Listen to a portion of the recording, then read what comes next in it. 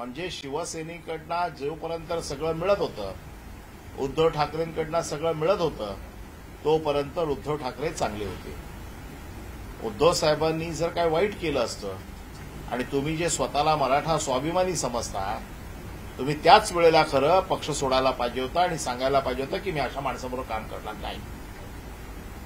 2012ला रामदास कदम कुठल्या बाकड्यावर झोपले होते, हा बाकडा मी शोधतोय. मातोश्रीवरती असे कुठल्या बाकड्यावरती कोणाला झोपायला देत नाही. बाळासाहेब ज्या खोलीत होते शेवटचे दिवस, त्यावेळेला 24 तास तिथे डॉक्टरांचं पथक होतं. एक डॉक्टर नव्हता, डॉक्टरांचं पथक होतं. प्रत्येक मिनिटाला मॉनिटर केलं जात होतं. तिथे असंख्य लोक भेटायला येत होते आणि सगळ्यांना माहित होतं की बाळासाहेब जिवंत आहेत. बाळासाहेबांची प्रकृती खूप खालावलेली होती, परंतु त्याचं आता राजकारण करायचं आणि सगळ्या गोष्टींना जे महाराष्ट्रामध्ये आता जे प्रश्न उभे राहिलेले आहेत याच्यापासून आमचं लक्ष बाजूला न्यायचं, हा याच्यामधला कुटील डाव आहे. आणि रामदास कदम आज जे सांगतायत की नार्कोटेक्स करा, माझी नार्कोटेक्स करा, आमचं म्हणणं असं आहे की ही नार्कोटेक्स झालीच पाहिजे. या नार्कोटेक्समधनं सत्य काय ते बाहेर आलंच पाहिजे. जो रामदास कदम यांनी खोटे आरोप केलेले आहेत याच्यावरती मी स्वतः रामदास कदम यांच्यावरती अब्रू नुकसानीचा दावा दाखल करत आहे आणि ह्या अब्रू नुकसानीच्या दाव्यामधला जी रक्कम येईल ती रक्कम दुष्काळग्रस्त शेतकऱ्यांना पाठवायची असा निर्णय मी घेतलेला आहे. पण त्याचबरोबर ही नार्कोटेक्स होणं गरजेचं आहे. या नार्कोटेक्स बरोबर अजून एक नार्कोटेक्स होणं गरजेचं आहे. सन 2093 मध्ये रामदास कदम यांच्या बायकोने स्वतःला जाळून घेतलं. 1993 ला रामदास कदम यांच्या बायकोने स्वतःला जाळून घेतलं. ते जाळून घेतलं का तिला जाळलं का काय झालं हे देखील नार्कोटेक्समध्ये आलं पाहिजे. कोणाला बंगले बांधून दिले खेडमध्ये, त्या बंगल्यावरनं काय राजकारण झालं, काय गोंधळ झाला, हे सगळं आलं पाहिजे. आणि जर नार्कोटेक्सला शक्य नसेल तर त्यांचा मुलगा हा आता योगेश कदम गृहराज्यमंत्री आहे. गृह खात्याची सूत्र त्याच्या हातात आहेत. आपल्या बापाने काय उद्योग केले आहेत 1993 ला याची देखील चौकशी झाली पाहिजे. या चौकशीची मागणी मी करतोय. कारण आपलं ठेवायचं झाकून आणि दुसऱ्याचं बघायचं वाकून, ही जी पद्धत आहे या पद्धतीला आळा घालण्याची गरज आहे. माझी मागणी आहे मुख्यमंत्र्यांकडे, गृहमंत्री म्हणून किंवा गृहराज्यमंत्र्याकडे, की 1993 ला गृहमंत्र्याच्या आईने स्वतःला जाळून घेतलं होतं, त्या जाळून घेतलेल्या प्रकरणाची देखील सविस्तर चौकशी झाली पाहिजे. या प्रकरणाची तर झालीच पाहिजे. मी स्वतः या सगळ्या घटनांचा साक्षीदार आहे. पुन्हा बाळासाहेबांच्या मृत्यूपत्राचा देखील मी ट्रस्टी आहे. बाळासाहेबांचं मृत्यूपत्र एक्झिक्यूट करून घेण्याची जबाबदारी माझ्यावर होती. त्याच्यामुळे बाळासाहेबांचं मृत्यूपत्र मला माहिती आहे. हे जे काय आरोप करतायत की मृत्यूपत्र कसं बनवलं गेलं, मला विचारा ना. मी साक्षीदार आहे. मृत्यूपत्र मी बनवलेलं आहे, त्याच्यामुळे मला माहिती आहे. मृत्यूपत्रात काय आहे मला माहिती आहे. मृत्यूपत्रात ठसे लागतात का मला माहिती आहे. मृत्यूपत्रात आणखीन काय लागतं. आणि मेलेल्या माणसाचे ठसे घेतले जरी तरी त्याचा काही उपयोग होत नाही. त्यांचं ज्ञान कच्चं आहे. हे फक्त लोकांच्या मनात उद्धव साहेबांच्या बद्दल एक विष घालवायचं, उद्धव साहेबांच्या बद्दल मनामध्ये घृणा तयार करायची, उद्धव साहेबांच्या बद्दल असलेलं जे काही लोकांमध्ये असलेलं प्रेम हे कमी करायचं. मुंबई महानगरपालिका त्यांना माहिती आहे ते जिंकू शकत नाहीत. आणि मग असा कोणाला तरी पुढे करायचं, रामदास कदमला पुढे करायचं, रामदास कदमने असं बोलायचं आणि मूळ विषयापासून लक्ष दुर्लक्षित करायचं. शिशुपालाचे 100 अपराध आता झालेले आहेत. या अधिवेशनामध्ये हे जे काही सगळे पुरावे आमच्याकडे आलेले आहेत, मागच्या अधिवेशनात मुख्यमंत्र्यांनी त्यांना वाचवलेलं आहे. आमचा मुख्यमंत्र्यांवरच आरोप आहे की असे शिशुपाल तुम्ही का वाचवताय, अशी तुमची काय मजबुरी आहे. की ज्याच्यासाठी तुम्ही ह्या लोकांना वाचवताय. एवढे अपराध, डान्स बार चालवतायत, वाळू चोरतायत, दादागिरी करतायत, जमिनी लाटतायत. माझ्याकडे सगळी प्रकरणं आली आहेत. मागच्या अधिवेशनापासून तिथे लोक समोरून येऊन माहिती देत आहेत की यांनी कोणाकोणाच्या जमिनी ढापल्या आहेत, यांनी कोणाकोणाच्या जमिनी खाल्ल्या आहेत, कोणाकोणाला दादागिरी करून बेघर केलेलं आहे, त्यांच्या पुतण्याने आत्महत्या केली आहे. ही आत्महत्या का केली आहे याचा देखील शोध गृहराज्यमंत्री योगेश कदम यांनी घेतला पाहिजे. त्याचं देखील कारण बाहेर आलं पाहिजे. घरातली लोक आत्महत्या करतायत, कशासाठी करतायत, काय त्याचं कारण आहे, त्याच्या मुळाशी जा, त्याची चौकशी करा की काय घडलंय. की सगळे दारू पिऊन तिकडे जो काय धुमाकूळ चालू आहे खेडमध्ये, याची सगळी वाच्यता येणाऱ्या अधिवेशनात होईल. काय काय अजून प्रकार, मागच्या अधिवेशनात तर फक्त 2च प्रकरणं आली बाहेर. या अधिवेशनात पुराव्यासकट पुन्हा सगळी मी प्रकरणं देणार आहे. आणि यावेळेला मुख्यमंत्र्यांना आव्हान आहे की तुम्ही किती वेळा ह्यांना वाचवणार. असे हे सगळे तुमची बदनामी करतायत सरकारची. तुमचं सरकार यांच्यामुळे डागाळलं जातंय. मुख्यमंत्र्यांनी तरी स्वतःची प्रतिमा स्वच्छ ठेवण्यासाठी अशा मंत्र्यांना हाकलून दिलं पाहिजे. आणि हे जे असे नासके आंबे आहेत मंत्रिमंडळातले, ते काढले पाहिजेत. आज गृहराज्यमंत्र्यांची ताकद तुम्ही दाखवता ना, डान्स बारवरती जाऊन रेड करताना. स्वतःच्या घरात काय चाललंय त्याची चौकशी करा. 93 साली तुझ्या आईने का आत्महत्या करायचा प्रयत्न केला, स्वतःला का जाळून घ्यायचा प्रयत्न केला, याची चौकशी कर. आणि माझं आव्हान आहे, नार्को टेस्ट ही झालीच पाहिजे. या नार्को टेस्टमध्ये बाळासाहेबांचे ठसे कोणी घेतले, का घेतले, कशासाठी घेतले, याची देखील चौकशी झाली पाहिजे. पण त्याचबरोबर 1993 साली ज्योती रामदास कदम यांनी आत्महत्या का करायचा प्रयत्न केला, स्वतःला का जाळून घ्यायचा प्रयत्न केला, जाळलं. आजही तिकडे खेडमध्ये साक्षीदार आहेत घटनेचे. वेळ पडली तर त्यांना देखील मी समोर आणू शकतो. खूप साक्षीदार आहेत आजही जे समोरून सांगतात की त्या घटनेचे आम्ही साक्षीदार आहोत. आणि म्हणून आपलं ठेवायचं झाकून आणि दुसऱ्याच्या घरात बघायचं वाकून ही प्रवृत्ती बंद करा. कारण कसं आहे की शक्यतो कोणाच्या घरात जाणं हे आमच्या संस्कृतीला पटत नाही. परंतु बाळासाहेबांसारख्या दैवताच्या मृत्यूबद्दल तुम्ही शंका व्यक्त करताय. आज डॉक्टरांची पॅनल्स तिथे होती. सगळे मुंबईतले तज्ज्ञ डॉक्टर तिकडे हजर होते. मोठ्या मोठ्या डॉक्टरांच्या समोर या सगळ्या चाचण्या होतात. आणि मृत्यू जाहीर करण्याचा अधिकार हा डॉक्टरांचा असतो. डॉक्टर जोपर्यंत सांगत नाही तोपर्यंत मृत्यू जाहीर होत नाही. आणि म्हणून ज्यावेळेला डॉक्टरांनी सांगितलं त्याच्यानंतर ताबडतोब डॉक्टरांचं पॅनल आणि शिवसेनेचे नेते बाहेर गेले आणि त्यांनी सांगितलं की बाळासाहेबांचा मृत्यू झालेला आहे. हे खोटं सांगतायत. आणि म्हणून आम्ही अब्रू नुकसानीचा दावा आता दाखल करतोय. या अब्रू नुकसानीच्या दाव्यात कोण डॉक्टर आहेत हे डॉक्टर समोर आलेच पाहिजेत. या डॉक्टरांची कोणत्या डॉक्टरांनी, त्याची काय व्हॅलिडिटी आहे त्या डॉक्टरची, त्याला कुठला अधिकार आहे, खरोखर तो डॉक्टर आहे की नाही, या सगळ्या गोष्टींची तपासणी होईल. मी त्यांना कायदेशीर कोर्टात खेचत आहे. कायदेशीर उत्तरं त्यांच्याकडनं मागवणार आहे. त्याच्यामध्ये 100% त्यांना माफी मागावीच लागेल. माफी मागितली नाही तर कोर्टाच्या कारवाईला त्यांना सामोरं जावं लागेल. पण माझी आज मागणी आहे, मुख्यमंत्र्यांकडे मागणी आहे किंवा त्यांचा मुलगा जो गृहराज्यमंत्री आहे त्याच्याकडे मागणी आहे की ही नार्को टेस्ट कराच. पण ह्या नार्को टेस्टमध्ये माझ्या स्वतःच्या आईला का जाळलं किंवा तिने स्वतः का जाळून घेतलं याची देखील नार्को टेस्ट झाली पाहिजे. त्याच्या बाबतीत देखील लोकांच्या मनात शंका आहेत, त्या शंका दूर झाल्या पाहिजे. या संदर्भात ते म्हणतात की मला जाहीर करावं लागेल की बाळासाहेबांचा मृत्यू झालेला आहे, असा दावा आहे. ते कोण आहे? ते नेते होते. ज्यावेळेला सगळे नेते गेले त्यावेळेला असं ठरलं बाळासाहेबांचा मृत्यू झालेला आहे हे जेव्हा डॉक्टरांनी सांगितलं त्यावेळेला शिवसेनेचे नेते, त्याच्यामध्ये सुभाष देसाई होते, त्याच्यामध्ये संजय राऊत होते, त्याच्यामध्ये रामदास कदम होते, त्याच्यामध्ये दिवाकर रावते होते, आम्ही सगळे होतो, मी देखील होतो त्याच्यामध्ये. आम्ही सगळे प्रेसच्या समोर गेलो. मातोश्रीच्या गेटवरती तमाम गर्दी होती. लोकांमध्ये ही गोष्ट कळावी याच्यासाठी डॉक्टरांचं पथक आणि शिवसेनेचे नेते हे सगळे गेले आणि सगळ्यांनी मिळून तिकडे सांगितलं. हे कोण सांगणार आहे? हे शिवसेनेचे नेते होते म्हणून या सगळ्या नेत्यांबरोबर ते गेले सांगायला.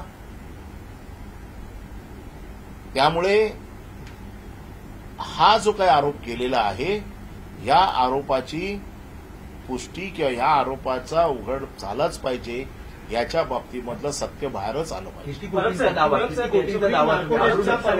नार्को तयार आहे का? म्हणजे त्यांनी उद्धव ठाकरेंची आणि त्यांची स्वतःची नार्को टेस्ट करा असं म्हटलेलं आहे. आमची पुन्हा सांगतोय, मी शिवसेनेची अधिकृत भूमिका सांगतोय, दोघांचीही नार्को टेस्ट करा, पण त्याच नार्को टेस्टमध्ये माझा आता आक्षेप असा आहे, जसं रामदास कदमने सांगितलं तर नार्को टेस्ट करा. मग मी आता शिवसेनेचा आमदार म्हणून सांगतोय की 1993 साली ज्योती रामदास कदम यांनी स्वतःला जाळून घेण्याचा प्रयत्न केला का त्यांना जाळण्याचा प्रयत्न केला याची देखील नार्को टेस्टची मागणी मी करतोय. मुख्यमंत्र्यांनी ह्या सगळ्या नार्को टेस्ट मान्य कराव्यात. परब साहेब, रामदास कदम जे म्हणाले की 2 दिवस पार्थिव मातोश्रीत होतं आणि दुसरा हाताचे ठसे घेतले गेले, तर हे नेमकं काय प्रकरण आहे? असं काही घडलं आहे का? 100% खोटं आहे. मला एक गोष्ट सांगा की बाळासाहेबांना भेटायला असंख्य गर्दी होती. बाळासाहेबांना भेटायला असंख्य लोकांची गर्दी होती. तुम्ही सगळे प्रेसवाले आहात. कुठलीही बॉडी 2 दिवस अशी ठेवता येते का? कुठलाही मृतदेह 2 दिवस शवपेटीशिवाय ठेवता येऊ शकतो का? या रामदास कदमचं अक्कल गुडघ्यात आहे. त्याला जे काही कोणी सांगितलंय ना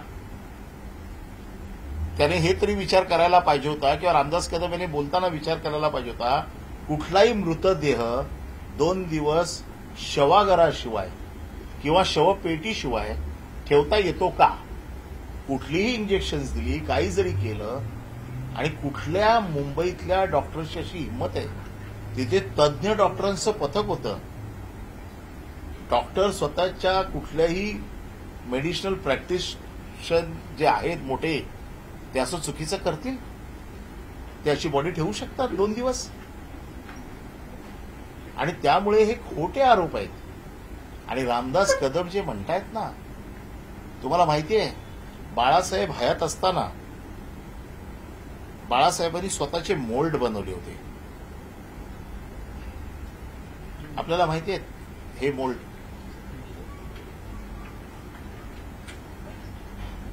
हे बाळासाहेबांच्या हयातीत बाळासाहेबांनी स्वतःच्या हाताचे मोल्ड बनवले होते.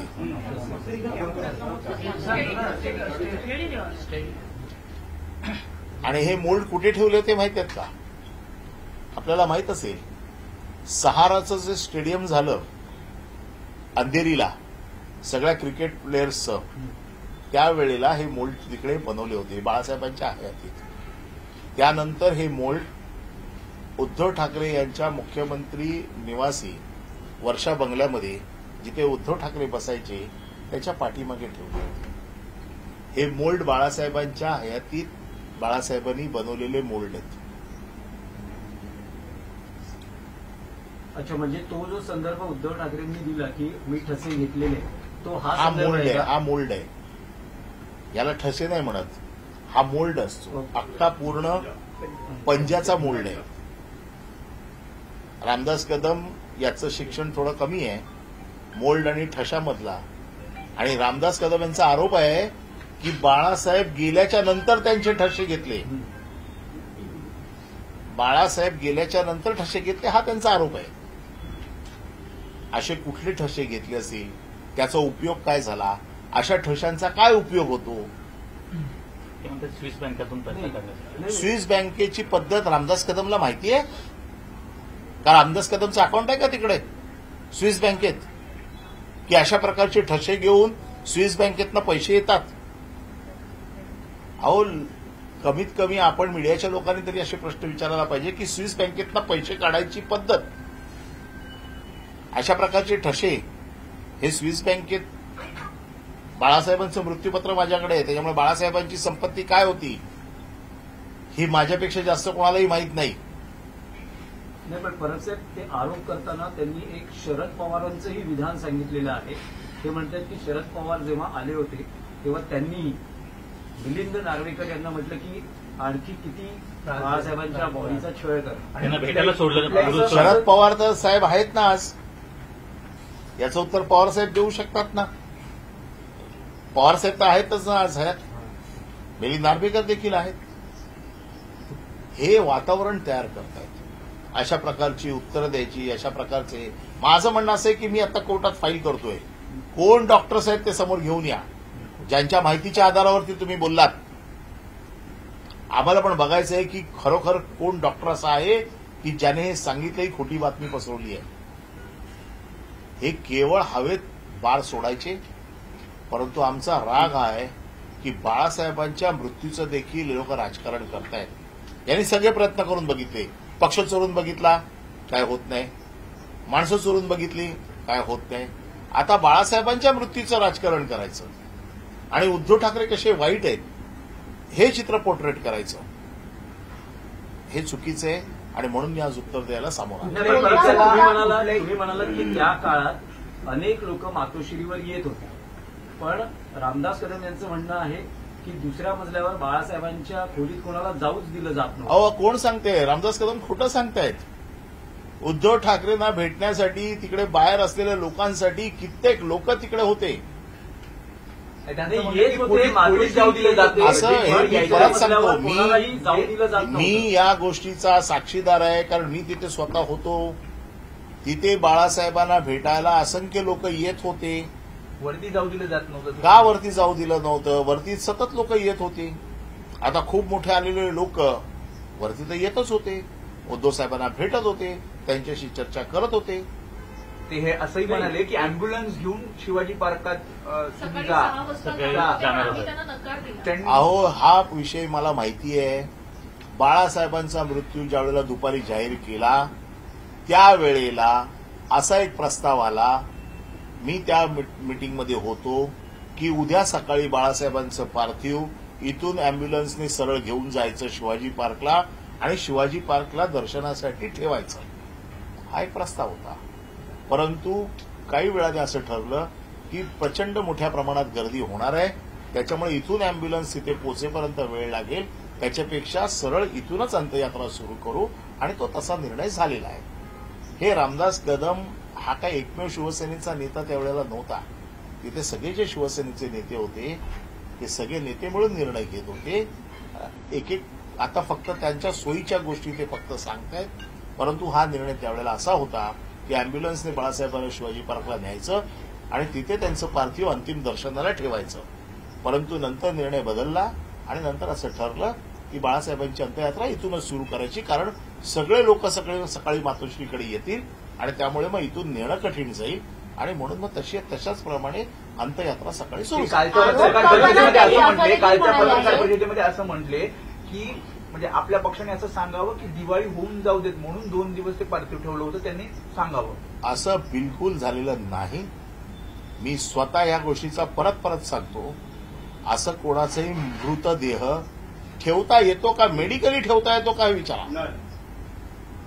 असा कोणाचा मृतदेह ठेवता येत नाही. तो शक्य नाही शवागाराशिवाय ठेवणं.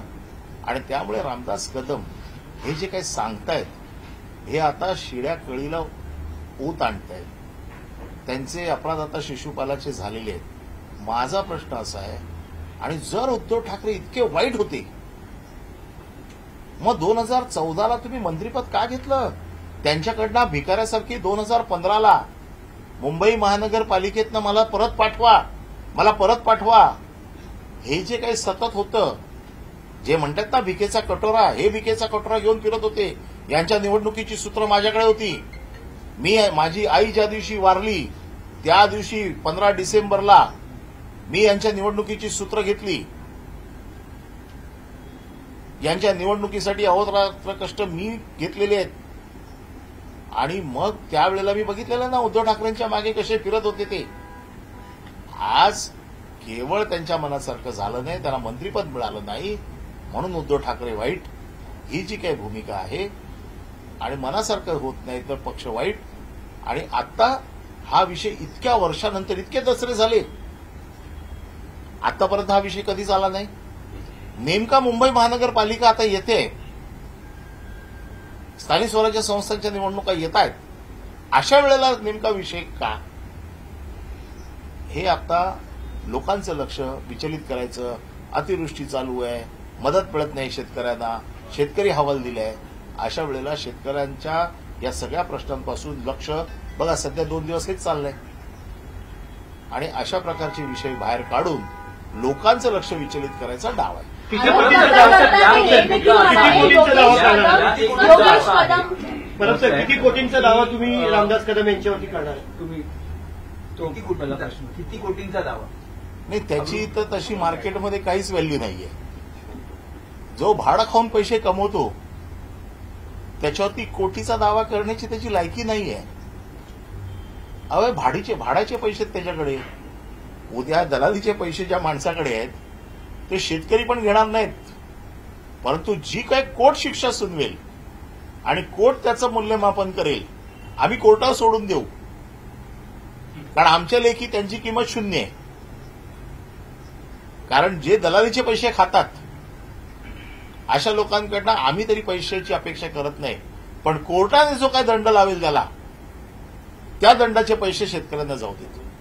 आम्ही त्याची किंमत सांगणार नाही, कारण आमच्या लेखी त्याची किंमत शून्य आहे.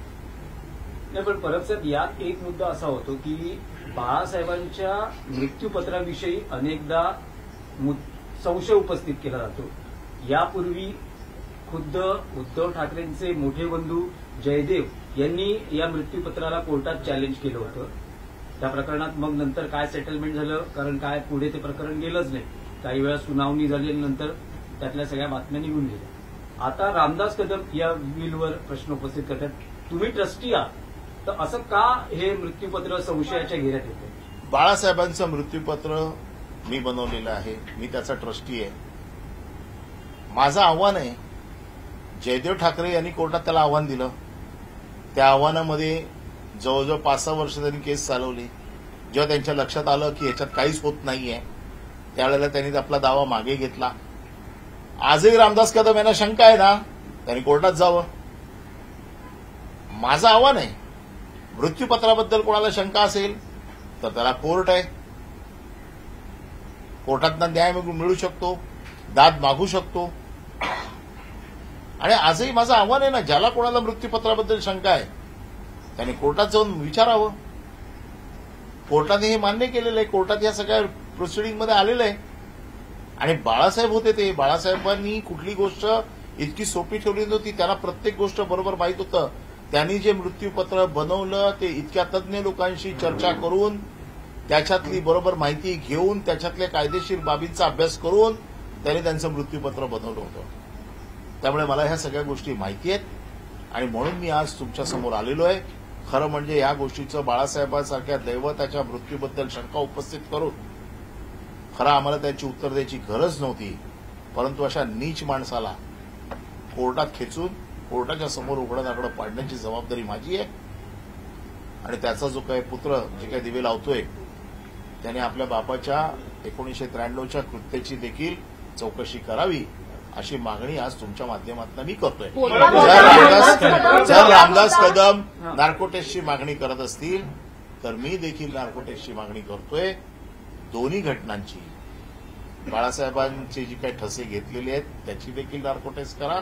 आणि त्याचबरोबर 1993ला ज्योती रामदास कदम यांनी जे काही आत्महत्येचा प्रयत्न केला, जाळून घेतलं का जाळलं याची देखील चौकशी करा.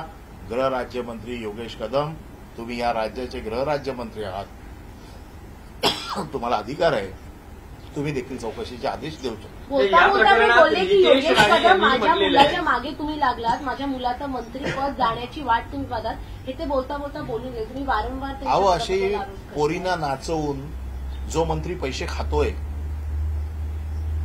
त्याला नैतिक अधिकार आहे का मंत्रीपदावर राहण्याचा? सोडा, मुख्यमंत्री त्याला वाचवतातच आहेत, परंतु दलालीचे पैसे जे लोक खात आहेत आणि जे लोकांना सल्ले देत आहेत, ज्या राज्याचा गृहराज्यमंत्री स्वतःच्या आईच्या नावाने डान्स बार चालवतो अहो, नैतिक लाज असायला पाहिजे. नैतिक लाजेने तरी कमीत कमी राजीनामा द्यायला पाहिजे होता. आणि ज्या बारवरती वारंवार रेड होते तरी देखील हे लोक सुधरत नाहीत. म्हणजे यांना भाडगिरीचे पैसे खायची सवय लागली आहे.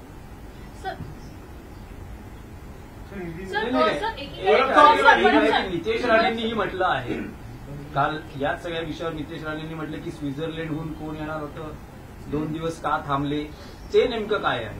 नितेश राणेंनी कोण येणार स्वित्झर्लंडवरनं त्याची माहिती द्यावी ना. त्याचे कोण पाहुणे आहेत का स्वित्झर्लंडमध्ये जे येणार होते? त्याचे कोण नातेवाईक त्याला माहिती आहेत का की कोण येणार होते? माझं म्हणणं असं आहे की या प्रकरणात ज्याला माहिती आहे त्याने कोर्टात यावं, सांगावं, त्याने विरोधात जाऊन दाखल करावं आणि कायदेशीर मार्गाने ही माहिती घ्यावी ना.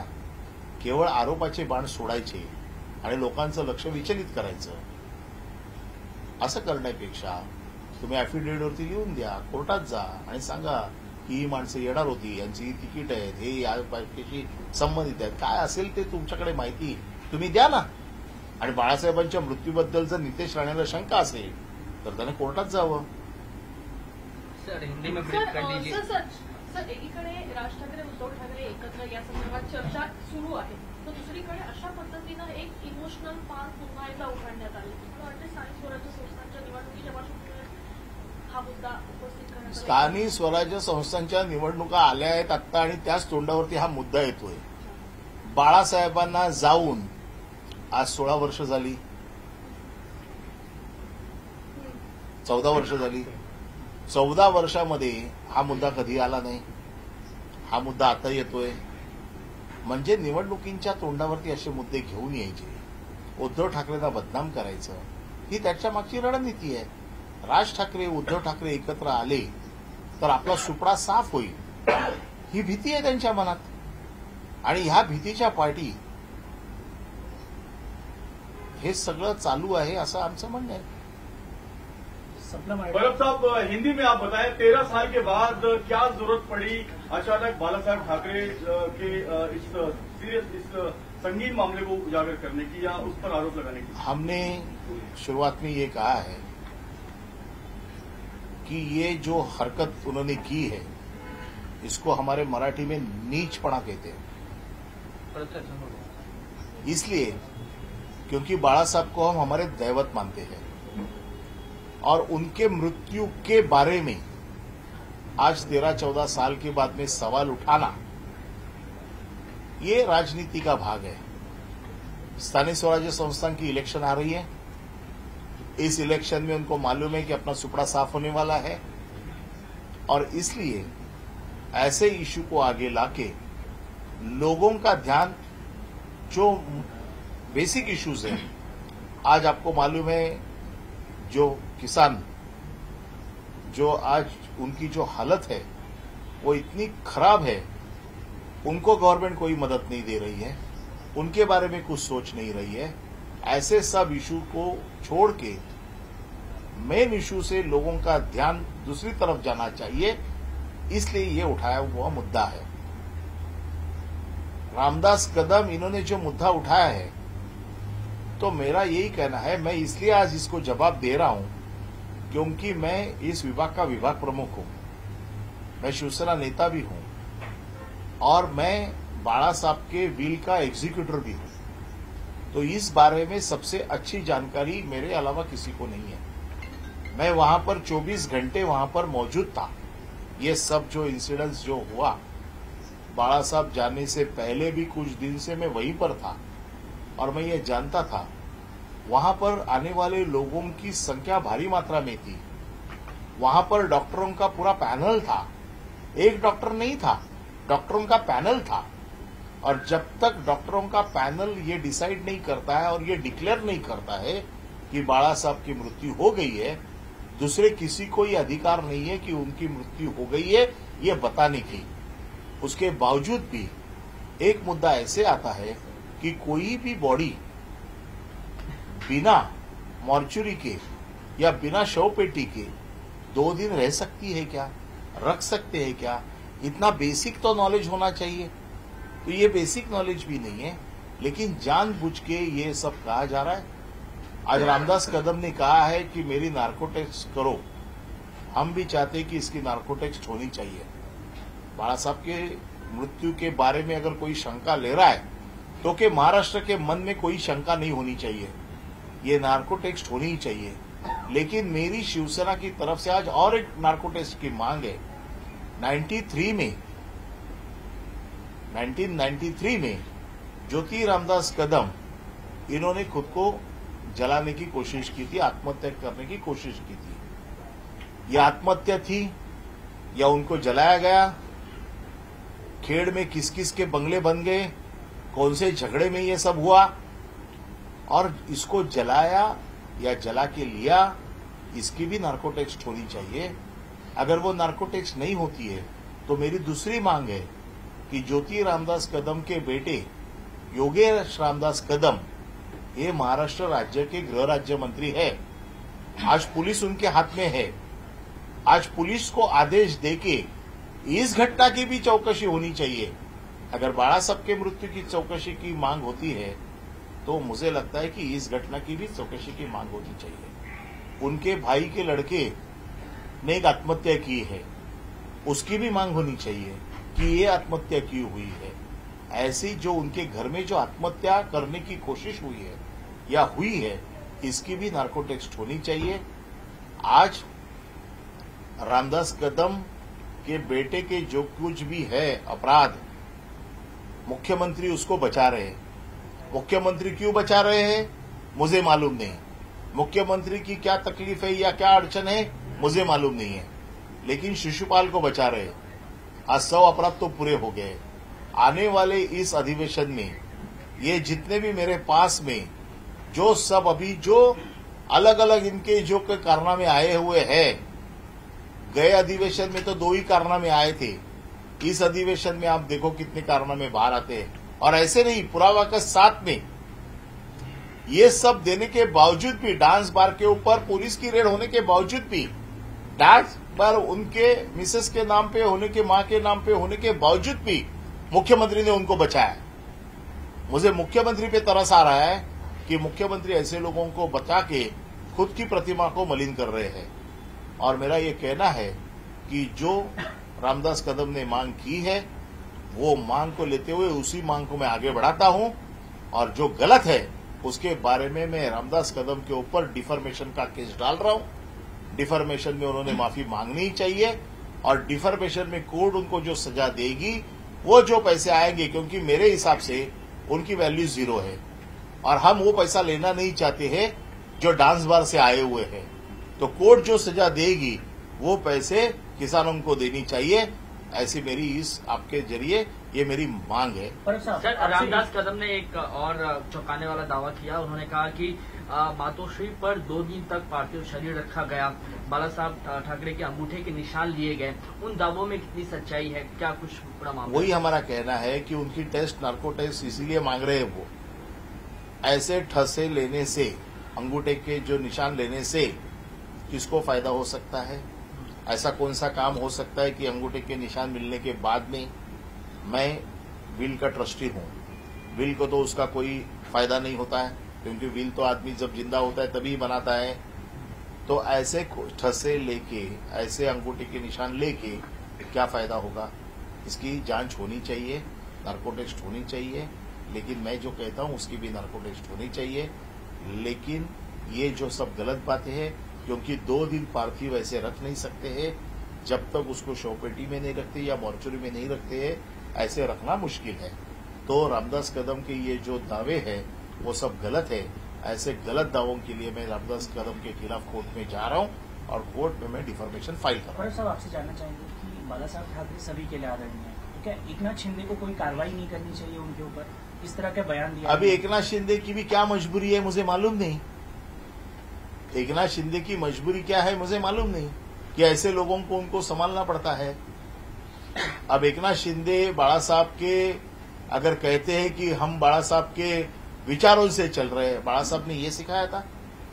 और मैं मातोश्री का वो कौन सा बाकड़ा है वो ढूंढ रहा हूं कि जिसके ऊपर रामदास कदम सोए थे। एक शिवसेना का नेता ऐसे बाकड़ा पे सोता है, ऐसा कौन सा बाकड़ा है मैं देखना चाहता हूं। कल मैंने पूछा मातोश्री में ऐसा कौन सा बाखड़ा है तो बताओ जरा। रामदास कदम वहां पर कितने समय थे, कितने बार आए और कितने बार गए, ये मुझे मालूम है, क्योंकि मैं 24 घंटे वहां पर था। मैं इस विभाग का विभाग प्रमुख हूं, मैं पड़ोस में ही रहता हूं, तो मेरे अलावा इसकी जानकारी और किसको होगी। निकाय चुनाव से ठीक पहले वो मोल्ड क्या है जो बाला साहब ने खुद बनाया था? बाला साहब ने खुद का एक मोल्ड बनाया था उसके लिए, क्योंकि ऐसे बड़े लोगों के मोल्ड बनते हैं, बहुत सारे लोगों के। आज आपने देखा होगा भारत रत्न सचिन तेंदुलकर होंगे, आज लता मंगेशकर होंगे, ऐसे भी बड़े बड़े लोगों के मोल्ड बनाए जाते हैं, एक उनकी याद में बनाए जाते हैं और वो लोगों के लिए कहीं ना कहीं म्यूजियम में रखे जाते हैं। मेरे हिसाब से ऐसे बहुत सारे वर्ल्ड में जो बड़ी बड़ी हस्तियां हैं उनके ऐसे ये जो पंजा होता है उसका एक मोल्ड बनता है। और वो बाला साहब जब थे तो बाला साहब ने उसी वक्त बनाए थे ये सबकी मांग के ऊपर। और ये मोल्ड जो है वो स्टेडियम में रखे थे, अंधेरी का जो स्टेडियम था, जहां पर आपको मालूम है क्रिकेट के जितने भी वीर थे, सचिन तेंदुलकर हो, सहवाग हो या इंडिया टीम के सब प्लेयरों के लिए एक सहारा ने एक स्टेडियम बनाया था। उस स्टेडियम में ये मोल्ड रखे थे। उसके बाद में ये मोल्ड उद्धव जी जब मुख्यमंत्री बने तब उद्धव जी के केबिन में थे। अब मुझे मालूम नहीं उनको मोल्ड में और निशान में उनको क्या फर्क समझ में आता है। निकाय चुनाव से ठीक पहले 2012 से 2025 का 14 साल का लंबा समय बीत गया। एक मुद्दा ये जो है लाया गया है, पॉलिटिकली मोटिवेटेड है, जो इंटेंशन क्या लग रही है?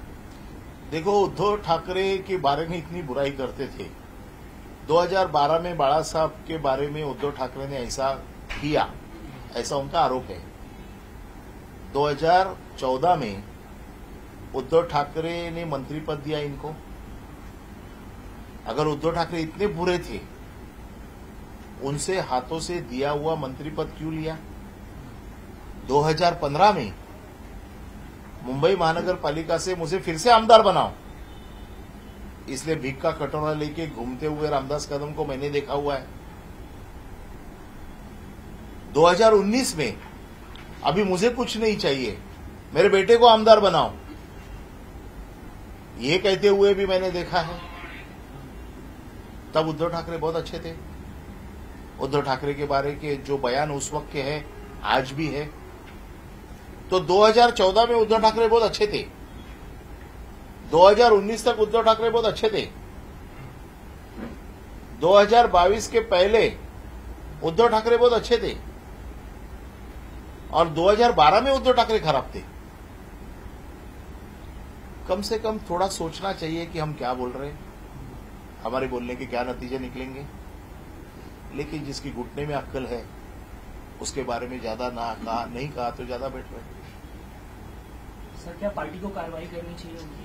क्या पार्टी से निकाला जाना चाहिए? उनकी पार्टी से मैं कोई कार्रवाई की अपेक्षा करता नहीं हूं, क्योंकि सभी ऐसी तरह के लोग वहां पर जमा हुए हैं। वो गैंग ऑफ वसेपुर हो गई है। नितेश राणे का भी एक वाकया न्यूज चर्चा में है, स्विट्जरलैंड की कहानी बता रहे हैं सर, वो मामला क्या जरा बताएं। नहीं, मुझे मामला मालूम नहीं। नितेश राणे को अगर मालूम है तो नितेश राणे को जो चीज मालूम है उसने आके कहना चाहिए। उसे बाला साहब के ऊपर एक पिटीशन फाइल करना चाहिए, कोर्ट में जाना चाहिए और मांग करनी चाहिए कि ऐसे ऐसे मेरी जानकारी है, स्विट्जरलैंड से लोग आने वाले थे, मुझे वो सब लोग मालूम है और ऐसा ऐसा बाला साहब का अकाउंट है, उसमें इतने पैसे हैं।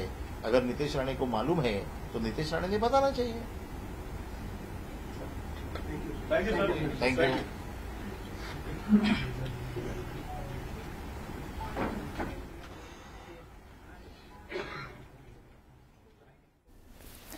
तर लोकांचं लक्ष विचलित करण्यासाठी हा सगळा प्रकार सुरू आहे असं अनिल परब यांनी रामदास कदम यांनी केलेल्या वक्तव्यावर विधान केलेलं आहे।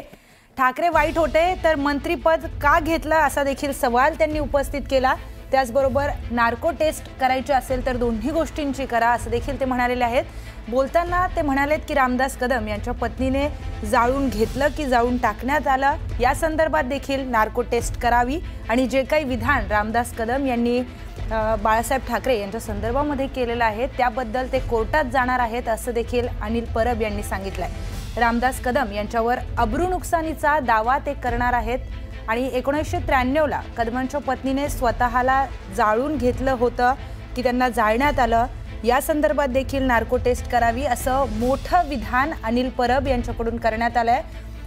दसरा मेळाव्यामध्ये रामदास कदम यांच्याकडून अनेक खळबळजनक दावे हे करण्यात आले होते.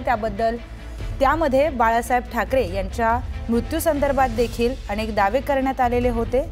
त्या दाव्यांना खोडून काढताना आज अनिल परब यांनी पत्रकार परिषद घेतली. त्यामध्ये बाळासाहेबांच्या मृत्यूपत्राचा मी देखील ट्रस्टी आहे, मुख्यमंत्र्यांनी अशा मंत्र्यांना हाकलून दिलं पाहिजे असं अनिल परब हे रामदास कदम यांच्याबद्दल बोलताना म्हटलेले आहेत. सरकार अशा मंत्र्यांमुळे डागळलं जात आहे असं देखील ते म्हणालेले आहेत. अनेक खुलासे त्यांनी यामध्ये केले आणि नार्को टेस्ट करायची असेल तर दोन्हीही गोष्टींची करा. रामदास कदम यांनी जे वक्तव्य केलं त्याचीही आणि रामदास कदम यांच्या पत्नीने जाळून घेतलं होतं त्याचीही या दोन्ही गोष्टींची नार्को टेस्ट करा आणि नार्को टेस्ट करण्याच्या मागणीवर मी ठाम आहे असं देखील अनिल परब म्हणालेत. कदमांनी केलेल्या आरोपांचं सत्य हे बाहेर आलंच पाहिजे असं देखील विधान त्यांनी केलेलं आहे आणि त्याचमुळे शिवसेनेची म्हणजे शिवसेना उभाठा पक्षाची अधिकृत भूमिका मी मांडतोय असं देखील अनिल परब म्हणालेत. त्यामुळे मुख्यमंत्र्यांनी सगळ्याच नार्को टेस्ट या मान्य कराव्यात असं देखील विधान त्यांच्याकडून करण्यात आलं. 2 नार्को टेस्टची मागणी ही अनिल परब यांच्याकडून करण्यात आलेली आहे. एक जे विधान रामदास कदम यांनी केलेलं होतं दसरा मेळाव्यावर आणि दुसरं म्हणजे रामदास कदम यांच्या पत्नीने जेव्हा जाळून घेतलं होतं त्या संदर्भामध्ये या 2 नार्को टेस्ट कराव्यात असं विधान अनिल परब यांच्याकडून करण्यात आलंय.